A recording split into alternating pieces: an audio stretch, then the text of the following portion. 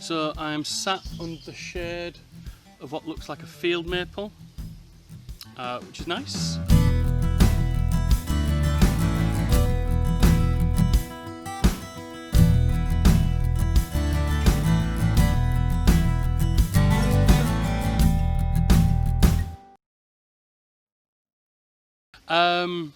Yeah, so I'm sat in the shade of, like I say, a field maple. We've got birch all around us.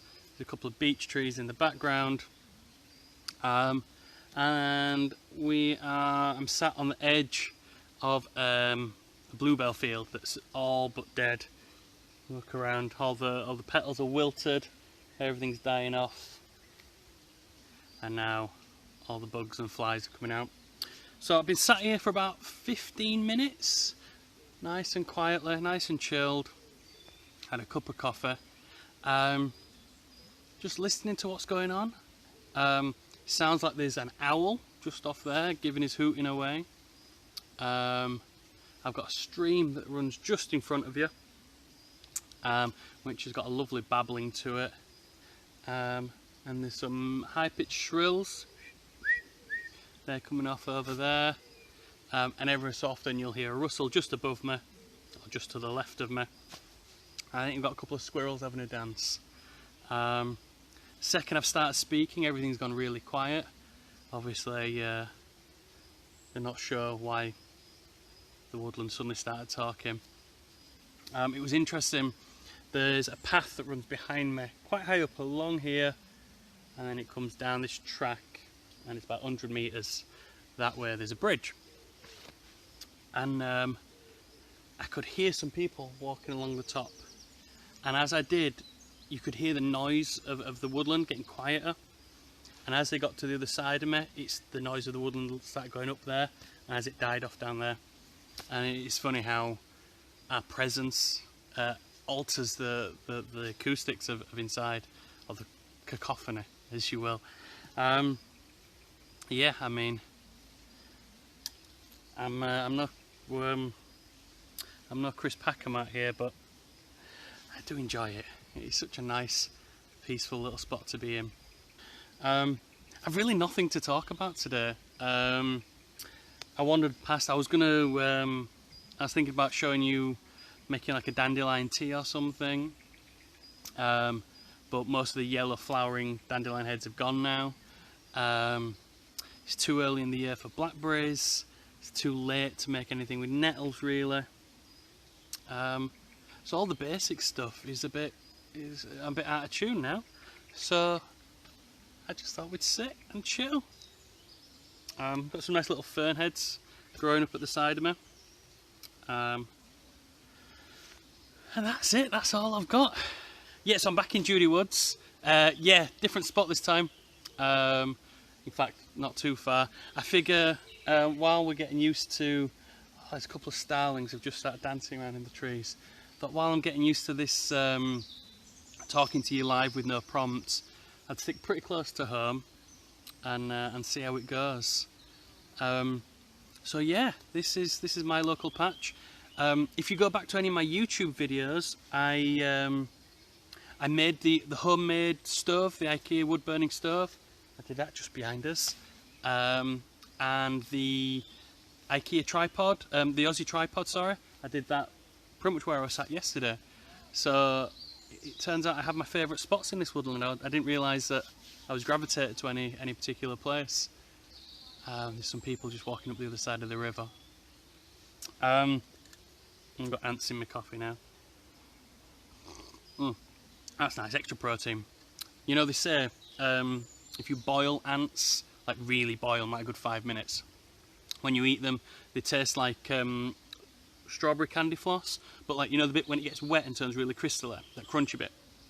So yeah, if anyone ever wants to boil up some wood lice, not wood lice, some ants, they turn into strawberry candy floss. Wood lice, if you cook them, they taste like strawberry orange prawns. They're part of the crustacean family, so they're surprisingly nice actually. I don't mind eating them.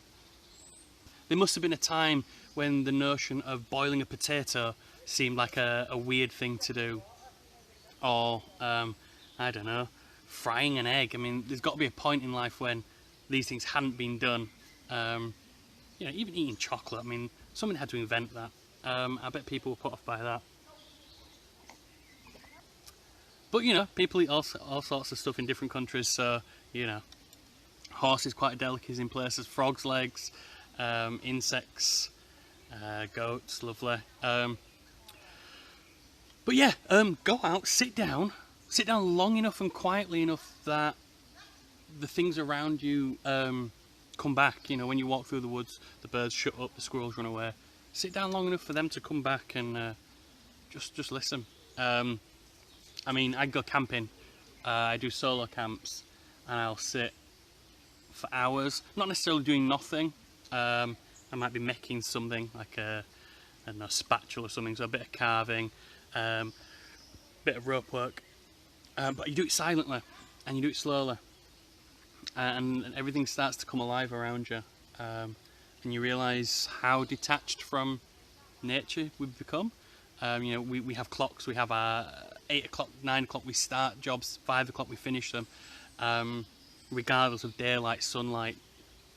And it's nice to tune back into the pace of nature, Mother Nature. So yeah, if you haven't done that, try it. If it sounds frustrating, take your phone, sit down, check Facebook for half an hour. You'll soon realise that everything's going at a slightly different pace to us. Which is why when you go camping, like the second morning, you always feel so much more chilled, because you've had a time to tune into your surrounding. Even on a campsite, when you're getting woken up by the sun, and in your tent or wherever you're sleeping, the sun goes down and it's kind of, that's bedtime then. So yeah, this is my happy place. I'm glad you've joined me for a little bit. I think next week, if you've enjoyed these talks, I think next week I'll try and plan to show things a little bit more. I don't necessarily want to show you camping tips or anything. I know that's not really why you're here. But just talking about what's in the woods maybe might be fun. You know, how to figure out north or east or anything like that. It's really difficult because there's no direct feedback on what I'm talking to. So I am literally sat in the woods talking to, well, there's a tree behind you guys. So I'm sat facing a tree talking to that. So I could go off on a tangent and you guys not be into it, or I could be talking about something that you're really engaged with. So a little bit of feedback will genuinely help me at this point. If you're happy for me just to be here and we're having this chat, then that's great. I'll keep doing this. I'll change it up. Like I say, I might spend a bit of time by the stream next week, or I can show you, I don't know, tying a knot or something, or some foraging stuff. Bring out some kit, make a cup of tea with a little alcohol stove or something. I don't know. Let me know what it is that you enjoy about it, and I'll try and tailor it to that. Because I'm aware that I'm sat here and struggling to think of subjects. There's a person walking a dog up there, so I'm kind of hoping, I'm kind of sat on a path, so I'm hoping they don't come through.